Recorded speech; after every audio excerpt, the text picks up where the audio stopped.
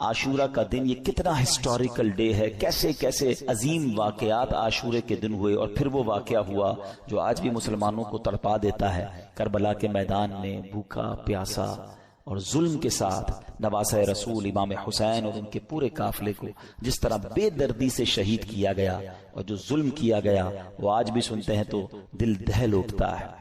تو آج ہم کچھ امام حسین رضی اللہ تعالیٰ عنہ کی فضائل پر، اور اس کے بعد ان یزیدیوں کا کیا بنا۔ کربلا کے بعد تو وہ ایک طرح سے ون کر گئے تھے نا، اگر ہم فگرز کی بات کریں تو وہ اسٹریٹجیکلی تو ون کر گئے تھے، مگر پھر ہوا کیا؟ ان کو کیا وہ راس آئی وہ حکومت، اور کیا انہوں نے مزے کیے؟ کیونکہ وہ تو چاہتے تھے کہ امام حسین بھی یزید کی بیعت کر لیں، مگر اس کے بعد کنٹرول کیسا ملا اور ان کا نتیجہ کیا نکلا؟ بہت سارے درس ہیں ہمارے پاس آج کے بیان میں، اور یقیناً یہ دل کو افسردہ کرنے والی باتیں بھی ہیں۔ مگر اس سے پہلے میں آپ کو پیر مہر علی شاہ صاحب، سبحان اللہ، جیسے سیدی اعلیٰ حضرت ہے نا، آئے ہائے، پیر مہر علی شاہ صاحب بھی کمال کی شخصیت ہے۔ اللہ نے کمال کا عشق رسول عطا فرمایا اور کمال کا علم بھی عطا فرمایا۔ مگر آپ کا ایک واقعہ سنیے گا۔ ایک بار ایک پادری آپ کے پاس آیا، عیسائیوں کا پادری تھا، اور وہ کہتا ہے کہ قرآن پاک میں آپ کا دعویٰ یہ ہے کہ تمام چیزوں کا ذکر ہے، ہر بات کی اس کے اندر جو ہے وہ ڈیٹیل موجود ہے، تو امام حسین تو آپ کے نبی کے نواسے ہیں، اور اسلام کی خاطر اتنی بڑی قربانی دی، کربلا کے میدان میں سب کچھ لٹا دیا، لیکن ان کا ذکر تو قرآن مجید میں موجود نہیں ہے۔ پیر مہر علی شاہ صاحب سے وہ کہتے ہیں، پیر مہر علی شاہ صاحب نے اس انگریز کا، اس پادری کا یہ اطمینان کے ساتھ اعتراض سنا، اور آپ نے کہا کہ کیا آپ نے قرآن پورا پڑھا ہے؟ وہ پادری کہتے ہیں ہاں میں نے پورا قرآن پڑھا ہے، اور قرآن میں اپنی جیب میں رکھ کے گھومتا ہوں، جو بکلیٹ تھی قرآن کی وہ ساتھ ہی رکھتا تھا۔ تو آپ نے فرمایا اچھا ایسا کرو کہ قرآن پڑھو میرے سامنے، تم کہتے ہو ذکر نہیں ہے، میں تمہیں بتاتا ہوں کہاں ذکر ہے، قرآن پڑھو۔ کہاں سے پڑھوں گا؟ کہیں سے بھی پڑھو، قرآن جدھر سے بھی پڑھنا ہے پڑھو۔ وہ پادری حیران ہو گیا۔ اب قرآن اسٹارٹ کرنے سے پہلے اس نے پڑھی بسم اللہ الرحمن الرحیم۔ پیر مہر علی شاہ صاحب نے کہا بس رک جاؤ، بسم اللہ الرحمن الرحیم پڑھی ہے نا، تو اب غور سے سنو۔ اور آپ نے فرمایا کہ بسم اللہ شریف کے علم العادات کے لحاظ سے 786 عادات ہیں، آپ بھی جانتے ہوں گے 786 یہ جو ہے نا عادات بنتے ہیں، یہ پورا علم ہے علم العادات کا۔ تو آپ نے فرمایا کہ نوٹ کرو بسم اللہ الرحمن الرحیم میں 786 عدد ہیں، اور امام حسین جو لفظ امام حسین ہے اس کے عدد ہیں 210، لکھو اپنے پاس۔ امام حسین کا سن پیدائش ہے 4 ہجری، لکھو آگے 4۔ آپ کا سن شہادت 61 ہجری ہے، لکھو آگے 61۔ لفظ کرب و بلا کے جو عدد بنتے ہیں وہ بنتے ہیں 261، لکھو 261۔ امام حسن کے عدد بنتے ہیں 200۔ امام حسن کا شہادت جو سن ہے وہ ہے 50 ہجری۔ اب ان سب کو ٹوٹل کرو، جب اس نے ٹوٹل کیا تو اس کا رزلٹ بھی 786 آتا ہے۔ ہمارے علماء کا علم دیکھو۔ اب اس پادری کے سامنے آپ فرماتے ہیں ابھی تو ایک ہی آیت پڑھی ہے، اس میں امام حسین کا نام بھی موجود ہے، ان کی پیدائش کا سن کا ذکر بھی موجود ہے، امام حسین کی سال شہادت کا ذکر بھی موجود ہے، امام حسین کے بھائی جان امام حسن کا نام بھی موجود ہے۔ اس آیت سے پتہ چل گیا کہ یہ دونوں بھائی بھی ہیں۔ آگے چلو گے تو قرآن میں اور بھی اس طرح کے واقعات مل جائیں گے۔ اللہ اکبر۔ جب پادری نے بسم اللہ الرحمن الرحیم کی تفسیر کا یہ انداز پیر مہر علی شاہ صاحب سے سنا تو اس کا دل نور ایمان سے جگمگایا، وہ کلمہ پڑھ کر مسلمان ہو گیا۔ یہاں پر علم قرآن اور علماء کرام کو اللہ پاک نے کیسا مقام دیا ہوا تھا یہ بھی ہمیں سیکھنے کو ملتا ہے۔ اور سبحان اللہ، پھر نگاہ ولی میں وہ تاثیر دیکھی، بدلتی ہزاروں کی تقدیر دیکھی۔ اچھا پھر آگے یہاں پر یہ بھی یاد رہے یہ تو ایک علم العادات کے ذریعے جواب تھا، ورنہ بسم اللہ شریف کے اندر کیا کچھ موجود ہے۔ مولا علی شیر خدا کرم اللہ تعالی وجہ الکریم، آپ پتہ کیا ہے، آپ باب صلی اللہ کہلاتے ہیں۔ ہم نے منقبت میں سنا نا، وہی جن کو باب صلی اللہ کہیں۔ باب صلی اللہ کا مطلب کیا ہے؟ آقا فرماتے ہیں، حدیث پاک کا مضمون ہے، میں علم کا شہر ہوں اور علی اس کا دروازہ ہے، یعنی باب ہے اس شہر کے۔ تو آپ فرماتے ہیں کہ اگر میں چاہوں تو بسم اللہ کی تفسیر سے 70 اونٹ بھر دوں، یعنی اس کا مطلب یہ ہوا کہ اتنے کاغذوں پر اتنی بکس بن جائیں گی تفسیر کی، صرف بسم اللہ شریف کی، کہ 70 اونٹوں پر اس کو رکھا جائے گا تب جا کر کمپلیٹ ہوگی۔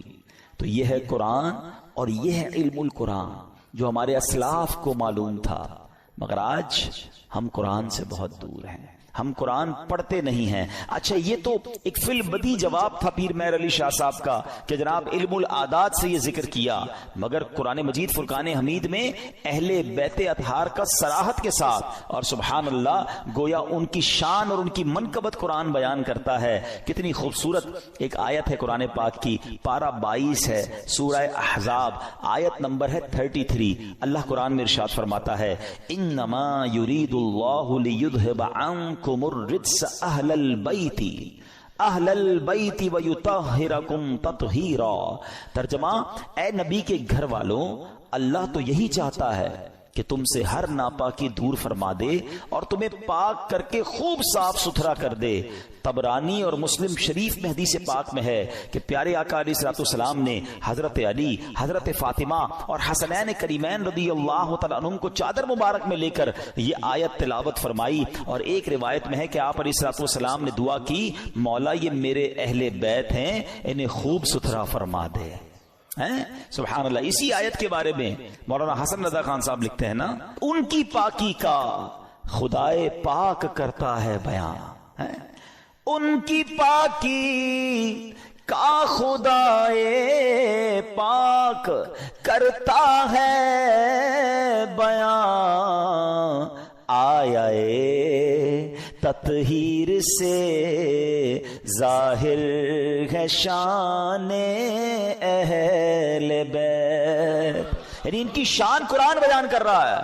تو امام حسین کا ذکر بھی ہو گیا نا، امام حسن کا ذکر ہوا، بی بی فاطمہ کا ذکر ہوا، اللہ اکبر۔ اور آگے چلیے ایک اور جگہ سورہ شورى آیت نمبر 23 میں اللہ ارشاد فرماتا ہے قُلْ لَا أَسْأَلُكُمْ عَلَيْهِ أَجْرًا إِلَّا الْمَوَدَّةَ فِي الْقُرْبَى۔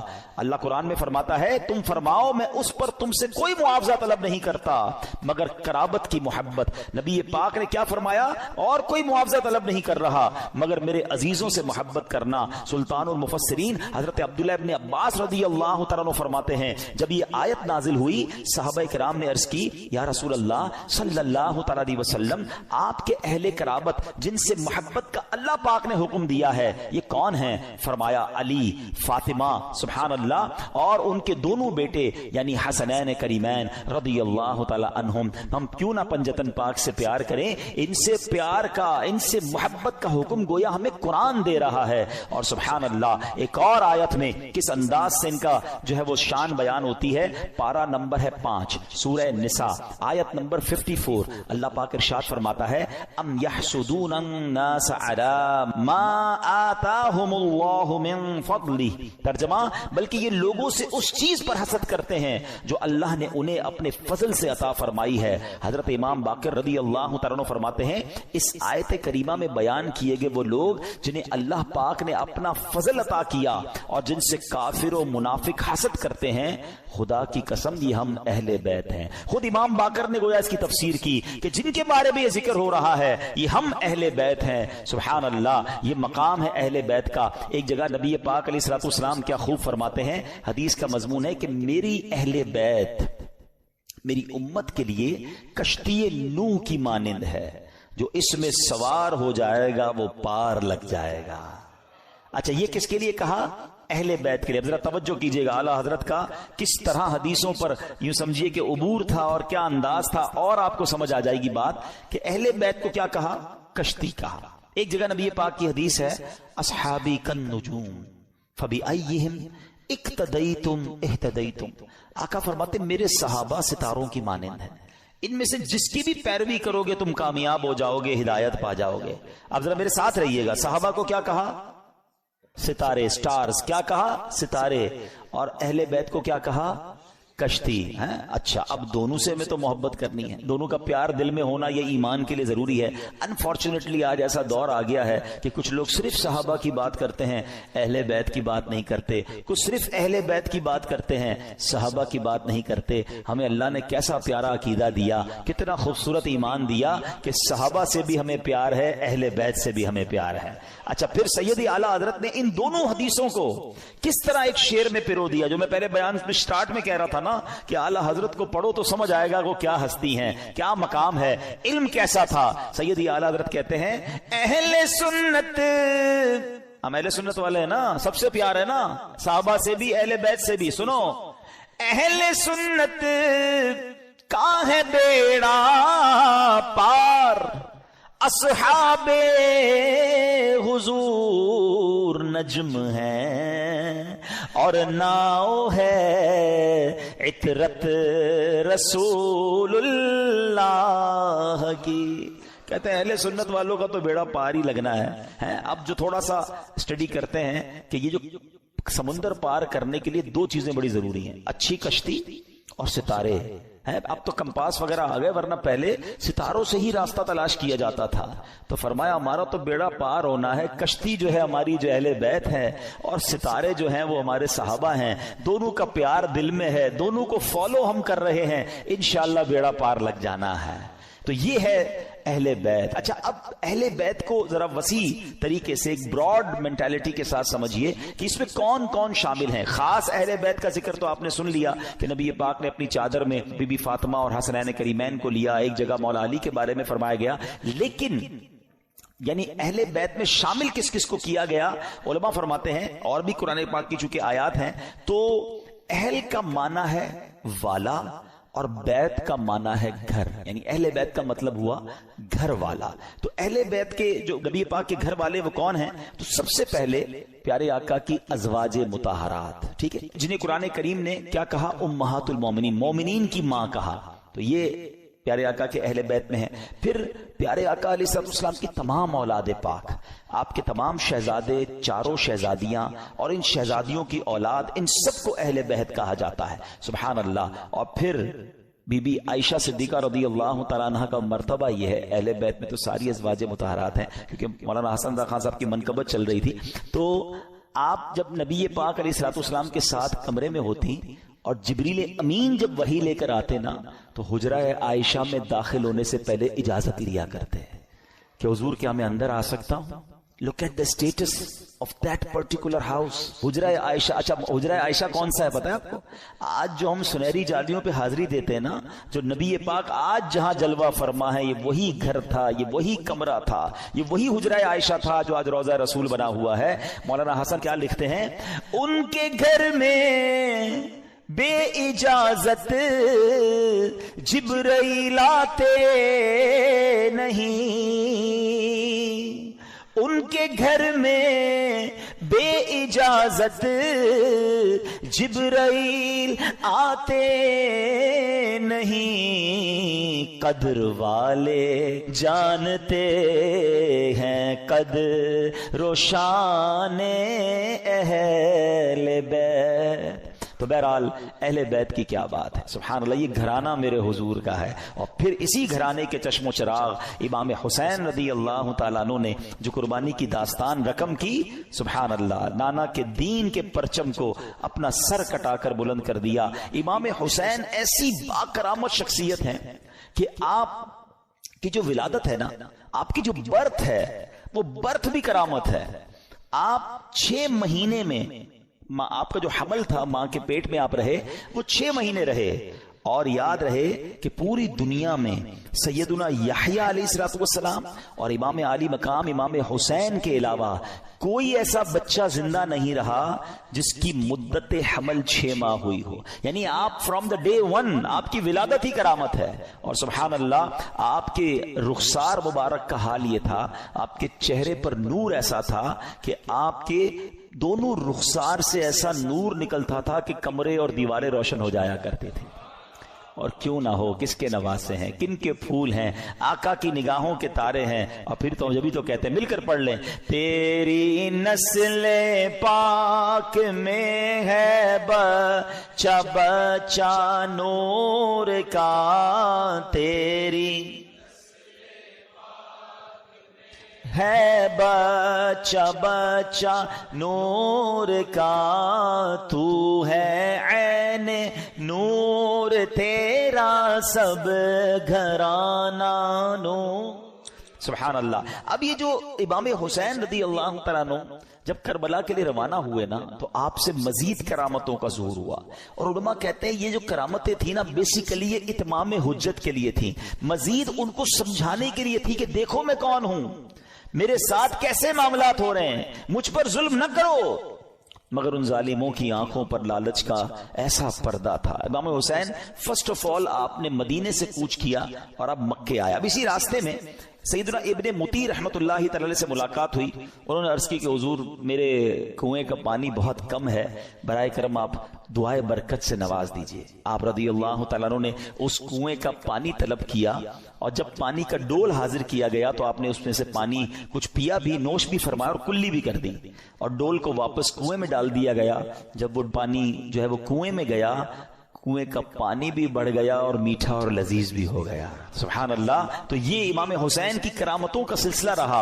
اس کے بعد جب آپ بالکل ایگزیکٹلی 10 محرم الحرام کا دن آ گیا، یاد رہے کہ وہ دن جمعہ کا دن تھا، 10 محرم الحرام جب یہ واقعہ ہوا، کربلا کے میدان میں آپ خطبہ ارشاد فرما رہے ہیں، ان کو سمجھا رہے ہیں کہ دیکھو میں کون ہوں، یہ ظلم مت کرو۔ تم کیا جواب دو گے جس کا کلمہ پڑھتے ہو اس نبی علیہ الصلوۃ والسلام کو؟ اس وقت آپ کے جو خیمے تھے جہاں خاندان کے افراد تھے وہاں خندق میں ایک آگ بھی جل رہی تھی، تو ایک بد زبان یزیدی نے بکواس کرتے ہوئے کہا کہ اے حسین تم نے وہاں کی آگ سے پہلے یہی آگ لگا دی ہے، یعنی معاذ اللہ وہ یہ کہنا چاہ رہا تھا کہ اے حسین مرنے کے بعد بھی تمہیں جہنم کی آگ میں جانا ہے۔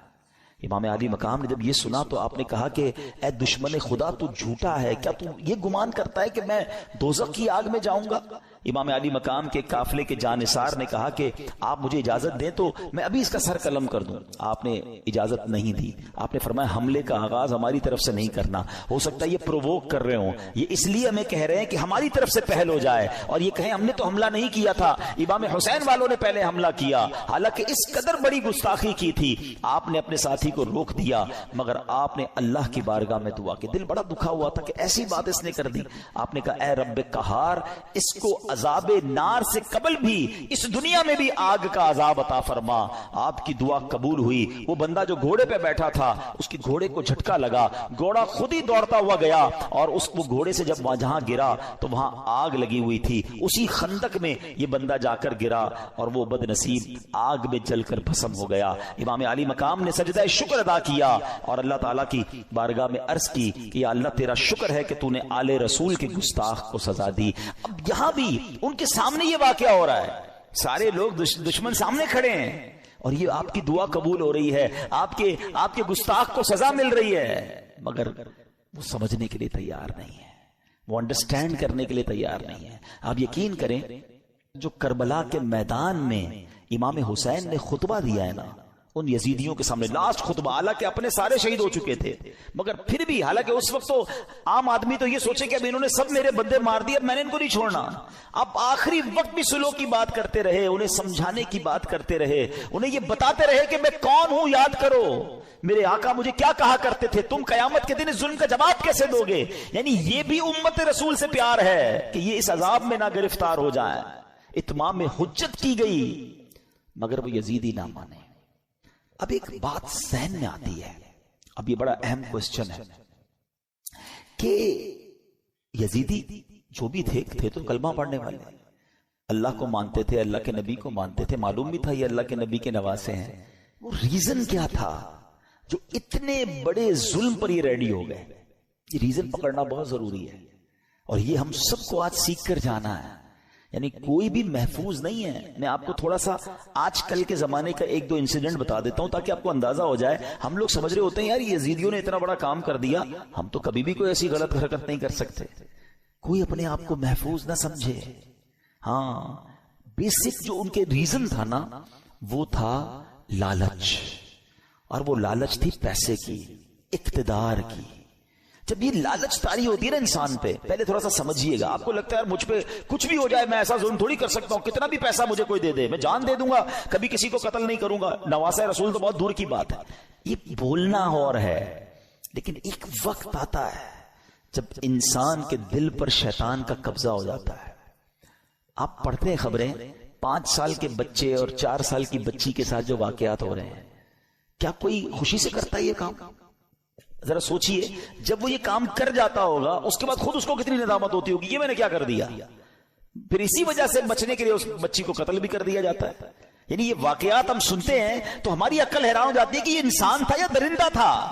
میں آپ سے یزیدیوں کی تو بات نہیں کر رہا، آپ کے وطن میں رہنے والوں کی بات کر رہا ہوں. اس کا مطلب کیا ہوا؟ ایٹ دیٹ ٹائم جب وہ یہ عمل کر رہا تھا اس کا دل شیطان کی مٹھی میں تھا، اس کو ہوس نے اندھا کر دیا تھا.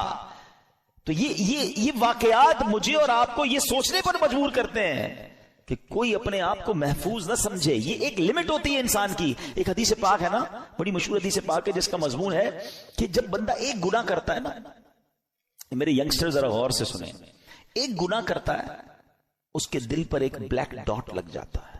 گناہ کرتا رہتا ہے پھر دل پورا سیاہ ہو جاتا ہے. اب اس پر ہدایت کی کوئی بات اثر نہیں کرتی. یہ جو روز شراب پیتے ہیں، جناب پارٹی کرتے ہیں، حرام کام کرتے ہیں اور گندی چیزیں دیکھ رہے ہوتے ہیں، دوستوں میں بیٹھے گناہ کر رہے ہوتے ہیں، نمازیں قضا کر رہے ہوتے ہیں، اپنے آپ کے بارے میں یہ ضرور سوچ رہے ہوتے ہیں کہ میں اتنا بھیانک کام نہیں کروں گا، مگر ایک وقت آتا ہے کہ دل سیاہ ہو جاتا ہے. اب وہ دل ہے شیطان کے ہاتھ میں، وہ ایسے کام کروا سکتا ہے کہ آپ تصور بھی نہیں کر سکتے. یار بندہ ماں کو قتل کر دیتا ہے، ہم نے نہیں سنے واقعات، کیسے پاسبل ہے کوئی اپنی ماں کو مار دے؟ لیکن ایک لمٹ ہوتی ہے. اس کے بعد انسان جب اوور لمٹ ہوتا ہے تو شیطان جو چاہے اس سے کروا لیتا ہے. تو اللہ سے توبہ کرتے رہا کرو. اور اس کا بیسٹ طریقہ یہ ہے کہ گندے اور برے ماحول سے اپنے آپ کو بچائیں. جو ایسے لوگوں میں اٹھتے بیٹھتے ہیں نا، جو ہر وقت حرام چیزوں کی باتیں کر رہے ہوتے ہیں، یار پیسہ ہونا چاہیے تبھی زندگی میں مزہ ہوگا، جدھر سے بھی آتا ہے آنے دو، بس پیسہ بڑھنا چاہیے، ابھی تو ہم نے وہ رکھنا ہے، ابھی تو ہم نے وہ لینا ہے. میں ایک جگہ بیٹھا تھا، یہ باتیں ہو رہی تھی، میں نے کہا یار کیا کریں گے اتنا پیسہ؟ تو ایک بندہ کہتا ہے میں نے تو خواب دیکھا ہوا ہے 6000 کروڑ کی یاچ لوں گا. وہ کیا ہوتا ہے؟ کوئی پانی کے اندر کوئی جہاز ہوتا ہے؟ میں نے کہا یار دیکھو کراچی کے رہنے والے نے بھی ایسا خواب دیکھا ہے. اب اتنے بڑے جس نے خواب دیکھے ہیں تو پھر اس کو کہاں سے قناعت اور کہاں سے صبر آئے گا؟ اللہ کی رضا پر راضی رہنا ہم کب سیکھیں گے؟ تو بہرحال میرے پیارے اسلامی بھائیوں، سوچو اس بات کی، یہ کیسے، اس ریزن کو پکڑیے. یزیدیوں کے ایسا کیا ہو گیا تھا کہ یہ اندھے ہو گئے تھے؟ آج بھی بندہ اندھا ہوتا ہے. ہاں، ظلم کرنے والے نہیں دیکھے آپ نے؟ بندوں کو ڈرل کرتے ہیں، ہاتھ پیر کاٹتے ہیں، قتل کر دیتے ہیں، پیسے چاہیے قتل کرنے کے لیے، تو وہ کیسے تیار ہو جاتے ہیں؟ ان کا دل سیاہ ہو گیا. اب ان سے کچھ بھی کروا لو. یہ شراب ہے نا، اس کو ام الخبائث کہا گیا، برائیوں کی ماں. یہ وہ چیز ہے کہ اس کا جو عادی ہو جائے، اب شراب کے علاوہ بھی عجیب عجیب نشے آ گئے، نشے میں گرفتار جو ہوا نا، اب اس کو ماں بہن کی بھی تمیز نہیں ہے، اس کو کسی کی بھی تمیز نہیں ہے. وہ کر جائے گا جو کوئی سوچ ہی نہیں سکتا، اور اس کے بعد وہ خود بھی شرمندہ ہوگا کہ یہ میں نے کیا کیا، نشے میں تھا. تو یہ وہی بات ہے کہ بندہ جب برائی کی طرف جاتا ہے تو ایک کے بعد دوسری، دوسری کے بعد تیسری، تیسری کے بعد چوتھی. یہ غور کیجیے، یہ بات ہمیں یہ سمجھنی ہوگی کہ ہمیں اپنے آپ کو گناہوں سے بچانا ہے، ورنہ یزیدی راستے پر چلنے میں دیر نہیں لگتی جس کو پیسے کی لالچ نے گھیرا ہوا ہے. اچھا ایک اور عجیب بات بتاؤں میں آپ کو، ہم دل کو عربی میں کیا کہتے ہیں؟ قلب. کیا کہتے ہیں؟ امراض قلب لکھا ہوتا ہے، قلب موٹے کاف سے. اس کا مطلب کیا ہے؟ میننگ آف قلب منقلب ہونے والا، بدلنے والا.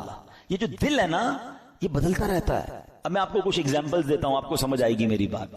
کبھی کبھی ہمارے دل پر ایسا خوف طاری ہو جاتا ہے اللہ کا، آنسو بہتے ہیں، بندہ کہتا ہے یار بس اب کوئی گناہ نہیں کروں گا. یہی دل ہے، یہی ہم ہیں. کبھی کبھی اسی دل پر گناہ کرنے کا اتنا جنون سوار ہو جاتا ہے کہ بندہ کہ کچھ بھی ہو جائے میں نہیں گناہ کرنا ہے. ارے تھوڑے دنوں پہلے تو رو رہا تھا.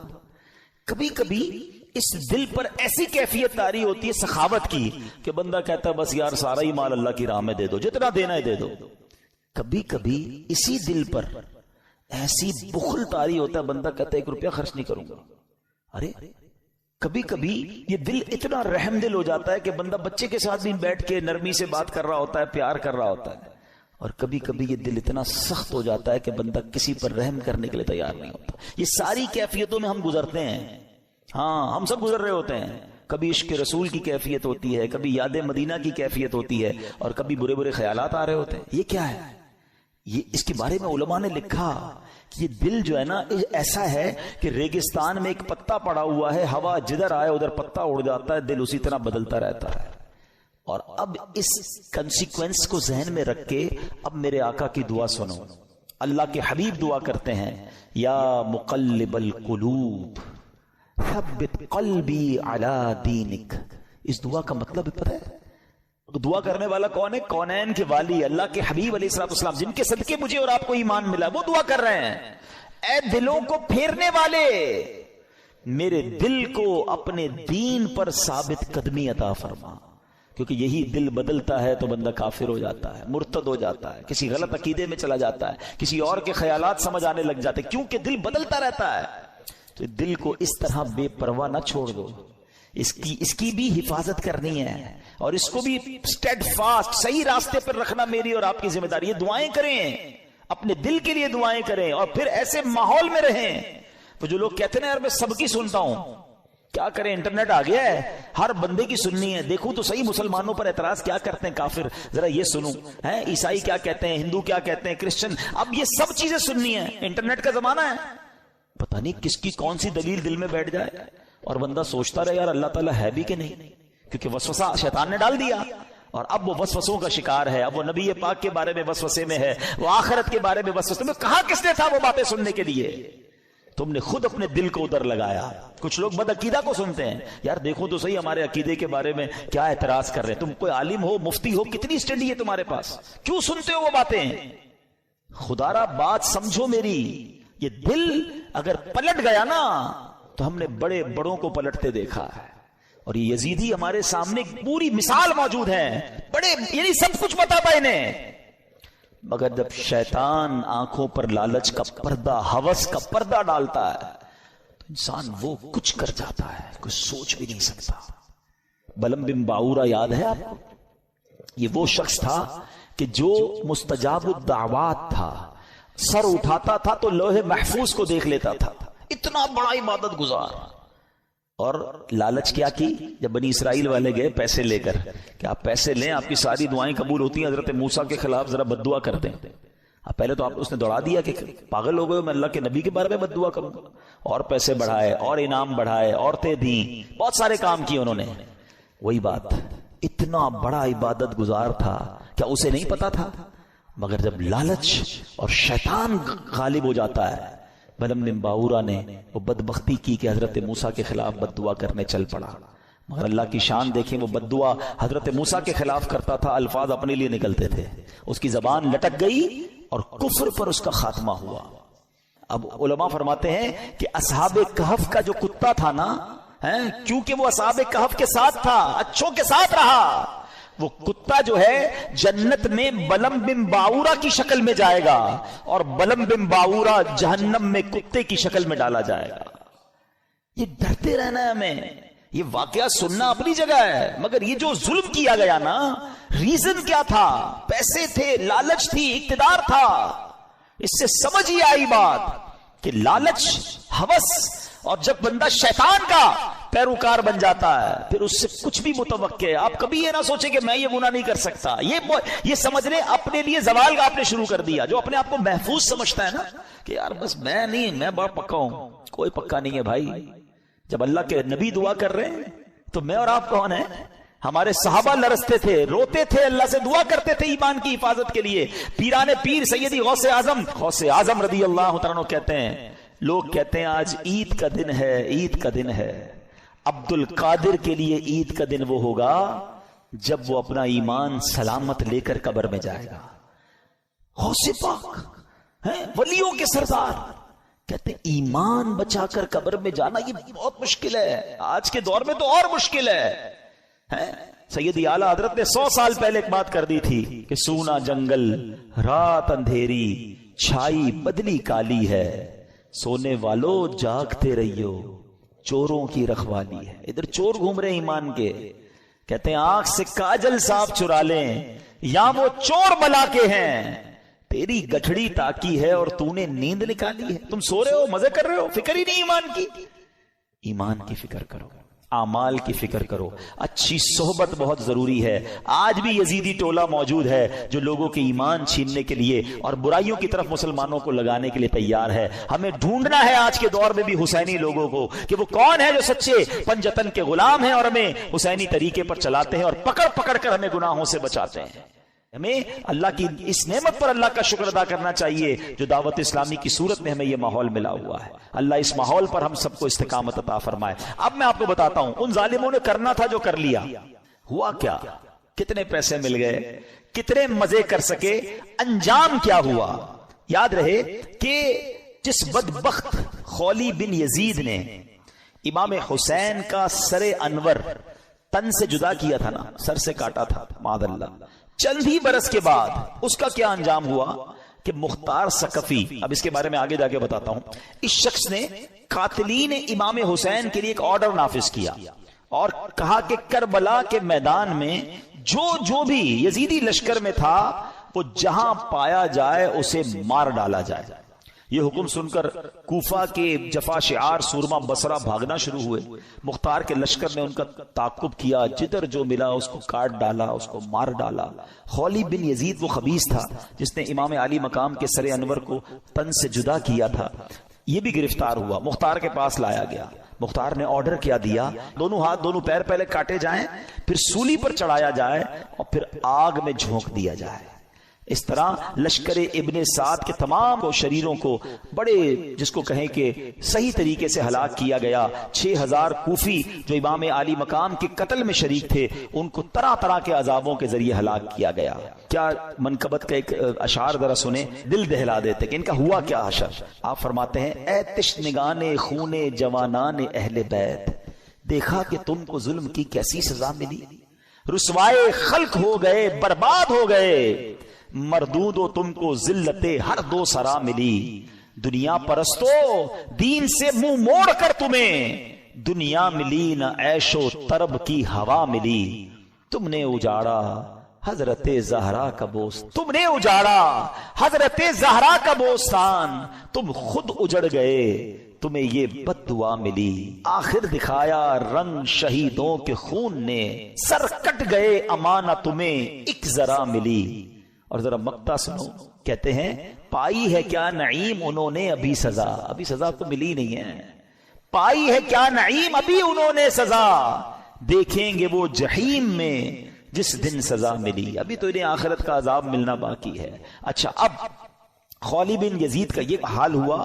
ایک حدیث پاک سن لیں، ہم لالچ پر بات کر رہے تھے نا، لالچ کتنی بری چیز ہے. اللہ کے حبیب علیہ الصلوۃ والسلام فرماتے ہیں ترمذی کی حدیث، 2 بھوکے بھیڑیے بکریوں میں چھوڑ دیے جائیں وہ اتنا نقصان نہیں پہنچاتے جتنا کہ مال مرتبے کا لالچ انسان کے دین کو نقصان پہنچاتا ہے. بھیڑیے جا کر بکریوں کو تو چیڑ پھاڑ کر دیں گے نا، فرمایا اس سے زیادہ دین کو نقصان انسان کو جب لالچ مال کی یا مرتبے کی ہوتی ہے نا، اس کے دین کا بیڑا غرق کر دیتی ہے. یہ سوچنے کی بات ہے. اچھا اب یزید کا کیا ہوا؟ اچھا یزید نے اتنا بڑا ظلم کیا، اتنا بڑا اسٹیج سجایا کسی طرح اقتدار مل جائے. اقتدار ملا کتنا؟ یزید جو ہے اقتدار میں 3 برس 6 ماہ رہ سکا، بس 3.5 سال اسے اقتدار ملا اور پھر 39 سال کی عمر میں مر گیا. 39 ایئرز کی ایج میں. کیا عمر ہوتی ہے یہ؟ لیکن بڑی بری عادتیں تھیں، شراب کا عادی تھا، بدکاری کا عادی تھا. ایک رومی لڑکی سے اس کو عشق ہو گیا. اس لڑکی نے اس کو جنگل میں بلایا، بیابان میں بلایا، اور جب خوب شراب کے نشے میں دھت ہو گیا تو اس کو خنجر کے وار کر کے یہ کہہ کر ہلاک کیا کہ تو بدبخت اپنے نبی کے نواسے سے وفاداری نہ کر سکا، مجھ سے کیا وفاداری کرے گا. اس کو مار کر وہ لڑکی چلی گئی. کئی دنوں تک کسی کو پتہ ہی نہ چلا. چیل کوے اس کی لاش کو نوچتے رہے. اس کے ساتھی ڈھونڈنے نکلے کہ یزید گیا کدھر. بیابان میں اس کی سڑی ہوئی لاش ملی، کھڈا کھود کر اس کو دفنا دیا گیا. یہ انجام ہوا ان ظالموں کا. ایک یزید کے بعد سب سے بڑا جو یوں سمجھیے کہ کوفہ کا جو گورنر تھا نا وہ بڑا مجرم تھا، اس کا نام تھا ابن زیاد. ابن زیاد کی بھی آپ دیکھیں اللہ پاک کی کہتے نا اللہ اپنی قدرت کے نظارے کیسے دکھاتا ہے. 10 محرم ہی کا دن تھا، 6 برس بعد 10 محرم کے دن ابن زیاد انتہائی ذلت کے ساتھ مارا گیا. اس کا سر کٹوا کر کوفہ میں مختار ثقفی کو بھجوایا گیا. یہ وہی محل تھا جہاں امام حسین کے سر انور کو لایا گیا تھا. ٹھیک 6 سال بعد ابن زیاد کے سر کو لایا گیا. اب اس کا جب سر رکھا گیا تو ایک بڑا سا سانپ آیا اور اس کے سر کے اندر داخل ہو گیا. پورے محل کے لوگ ڈر گئے، کبھی آنکھوں میں جاتا کبھی ناک میں جاتا۔ تو میرے پیارے اسلامی بھائیوں، یہ واقعات ان یزیدیوں کا انجام ہمیں بتاتا ہے کہ ظلم جو ہے نا وہ زیادہ دیر نہیں چلتا ہے۔ اگر دنیا میں آج بھی کوئی ظلم کر رہا ہے، کسی کا مال دبایا ہوا ہے، کسی کا حق دبایا ہوا ہے، کسی کی زمین پہ قبضہ کیا ہوا ہے، کسی کو ویسے ہی ڈرا رہا ہے، وہ یہ نہ سمجھے کہ یہ پائیدار ہے۔ ظالم کا انجام جو ہے نا وہ بڑا ہی عبرتناک ہوتا ہے، پھر دنیا تماشا دیکھتی ہے، اور مظلوم جو ہے اللہ اسے ترقی دیتا ہے، اللہ اسے عروج دیتا ہے۔ قرآن مجید فرقان حمید میں اللہ کریم نے ظالموں کے بارے میں کیا فرمایا؟ اللہ فرماتا ہے کذالک اخذ ربک اذا اخذ القری وہی ظالمہ ان اخذہ علیم شدید۔ اللہ فرماتا ہے اور ایسی پکڑ ہے تیرے رب کی جب بستیوں کو پکڑتا ہے ان کے ظلم پر، بے شک اس کی پکڑ دردناک کر رہی ہے۔ اللہ جب پکڑتا ہے نا تو پھر اس کی لاٹھی بے آواز ہے، پھر پتہ چلتا ہے ظالموں کو کیسے تتر بتر ہو جاتے ہیں۔ بڑے بڑے ظلم کرنے والے آئے، ان کا نام لینے والا کوئی نہیں ہے۔ تو میرے میٹھے اسلامی بھائیوں، ظالم ہونا یہ یزیدی طریقہ ہے، مظلوم ہونا یہ حسینی طریقہ ہے۔ کبھی ظلم ہو بھی جائے نا تو ظلم کا بدلہ ظلم سے نہیں دیا جاتا، اس نے ہمارے بندے مارے ہم اس کے بندے مار دیں۔ آج کل یہی ہو رہا ہے، دشمنیاں چلتی ہیں ہمارے یہاں نہیں تو کبھی قبائلی علاقوں میں چلے جائیں۔ ہمارا جب دورہ ہوتا ہے بلوچستان میں اور اندرون سندھ میں تو پتہ چلا وہ خاندانی اور قبائل کی لڑائی چل رہی، انہوں نے ہمارے بندے مارے، اب ہم ان کے ماریں گے، اسی چکر میں زندگیاں گزر گئی۔ ختم کریں ان چیزوں کو۔ ظلم کرنے والا کبھی کامیاب نہیں ہوتا، اللہ مظلوم کے ساتھ ہوتا ہے، مظلوم کی دعا سنی جاتی ہے۔ تو ہمیں اللہ ہمیشہ ظلم سے محفوظ فرمائے کہ انشاءاللہ ہماری وجہ سے کسی مسلمان کو تکلیف نہیں پہنچے گی، ہم تکلیف سہ لیں گے، صبر کر لیں گے، لیکن کسی کو تکلیف نہیں پہنچائیں گے، کیونکہ امام حسین کے پیچھے پیچھے جنت میں جانا ہے نا انشاءاللہ۔ اللہ پاک ہمیں کربلا والوں کا فیضان نصیب فرمائے اور ان کی قربانیاں اور ان کی مزارات پر کروڑوں رحمتوں کی بارش نازل فرمائے، اور ان کے صدقے ہمیں بھی دین متین کی خاطر قربانی دینے والا بنائے۔ قربانی دینے کے عادی بنو، چھٹی ہوگی تو اجتماع میں جائیں گے، چھٹی ہوگی تو ذرا کوئی نیکی کا کام کریں گے، ورنہ تو کاروبار ہی کرنا ہے۔ ایسا نہیں، وقت کی قربانی دیں۔ آپ سے جان کی تو ابھی کوئی قربانی نہیں مانگ رہا، ایٹ لیسٹ وقت کی تو قربانی دیں۔ مدنی قافلے دعوت اسلامی کے سفر کرتے ہیں، قافلوں میں سفر کریں، دین کے لیے وقت دیں، قرآن پڑھنے کے لیے وقت دیں، علم دین سیکھنے کے لیے وقت دیں، کچھ اچھا بڑا کام دین کا کرنے کے لیے وقت دیں، تو انشاءاللہ یہ وقت کا ایک ایک لمحہ بھی آپ کو کام آئے گا۔ اللہ پاک ہمیں عمل کرنے کی توفیق دے۔ درود پاک ویسے ہر دن پڑھیں، سبحان اللہ، برکتیں ہی برکتیں ہیں، مگر جمعے کے دن اللہ اکبر۔ آپ جب درود کے فضائل احادیث کی کتابوں میں دیکھتے ہیں نا تو باقاعدہ الگ چیپٹر باندھا محدثین نے، یعنی عام درود پاک کے فضائل لکھے، پھر ایک آپ کو درود پاک کی فضیلت کی کتاب میں الگ چیپٹر ملے گا کہ جمعے کے دن درود پڑھنے کے فضائل، یعنی اتنی حدیثیں ہیں اسپیشلی فرائیڈے کے لیے، جمعے کے دن کے لیے۔ بڑی مشہور حدیث میرے آقا علیہ الصلوۃ والسلام فرماتے ہیں، جس کا مضمون ہے کہ جو کوئی شخص جمعہ کے دن 200 بار درود پاک پڑھے اس کے 200 برس کے گناہ معاف کر دیے جاتے ہیں۔ اب یہ کتنی پیاری حدیث ہے۔ ایک اسی طرح کی حدیث یہ بیسیکلی کثرت سے بتانے کے لیے، انکریج کرنے کے لیے کہ درود اس دن زیادہ پڑھے جائیں، گناہوں کی معافی کا ایک ایسا سبحان اللہ سلسلہ ہے۔ ایک اور حدیث پاک ہے جس کا مضمون ہے جو جمعہ کے دن 80 بار درود پاک پڑھے اس کے 80 برس کے گناہ معاف کر دیے جائیں گے۔ تو یہ دن تو سبحان اللہ گناہ گاروں کی بن آتی ہے، گناہ گاروں کو موقع دیا جاتا ہے کہ پورے ہفتے میں اگر کوئی کمزوری رہ بھی گئی ہے تو اب جمعہ آ گیا ہے، اب درود پڑھ لو، اب تلاوت کر لو، اب دعائیں کر لو، اب اللہ سے رجوع لے آؤ۔ یہ جمعے کا دن سبحان اللہ، مفتی احمد یار خان نعیمی رحمت اللہ تعالی فرماتے ہیں جمعہ کے دن کوئی نیکی کی جائے اللہ کی بارگاہ میں جمعے کا شرفی اور مقام اتنا اعلیٰ ہے کہ جمعہ کی ایک نیکی 70 گنا اس کا ثواب عطا کیا جاتا ہے، ملٹی پلائی بائی 70۔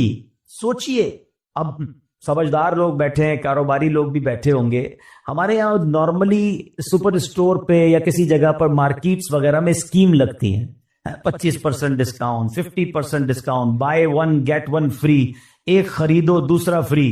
لوگ گرمیوں کی چیزیں سردیوں میں خرید لیتے ہیں، ارے بھائی ابھی تو گرمیاں، ابھی سے جیکٹ خرید دی ہے یار، سستا مل رہا تھا، ایک فری مل رہا تھا، سردیوں میں کام تو آئے گا نا، چلو لے لو بھائی۔ سردیوں میں گرمیوں کی چیزیں خرید رہے ہوتے ہیں، کیوں؟ سستا۔ ہم دنیا کے نفع کے لیے، دنیا کے بینیفٹ کے لیے ٹریول بھی کرتے ہیں، جا کر خرچ بھی کرتے ہیں۔ مجھے اچھی طرح یاد ہے افریقہ کے غالباً ایک ملک میں تھا، تو بارڈرز ملے ہوئے ہوتے ہیں. ہم بارڈر ہم نے کراس کیا, ایک ملک کا جیسے ہی بارڈر کراس کیا, بارڈر کراس کرتے ہی ایک بہت بڑا ویرانہ تھا لیکن بہت بڑا شاپنگ مال بنا ہوا اور گاڑیوں کی قطاریں. تو میں نے اسلامی بھائی سے پوچھا, یار اس ویرانے میں اتنا بڑا شاپنگ مال اور اتنی گاڑیاں؟ تو انہوں نے وجہ پتا کیا بتائی, کہتے جس ملک کے بارڈر کے ساتھ یہ سٹور ہے نا, اس ملک میں ٹیکس ہے, یہ ملک ٹیکس فری ہے. اچھا, اس ملک نے اپنے بزنس کو چلانے کے لیے اپنے ملک کے اندر مال بنے ہوں گے, ایک اسپیشل مال یہاں بنا دیا تاکہ اس ملک والے سفر کر کے آئیں اور پورے مہینے کا سامان اس سٹور سے لے کے واپس چلے جائیں, صرف ٹیکس بچانے کے لیے ایک ایک مہینے کا سامان. اچھا, گاڑیوں کی لائنیں. اب بتاؤ یار, ہم دنیا کمانے کے لیے, سفر کرنے کے لیے تیار ہیں, نفع کمانے کے لیے وقت دینے کے لیے تیار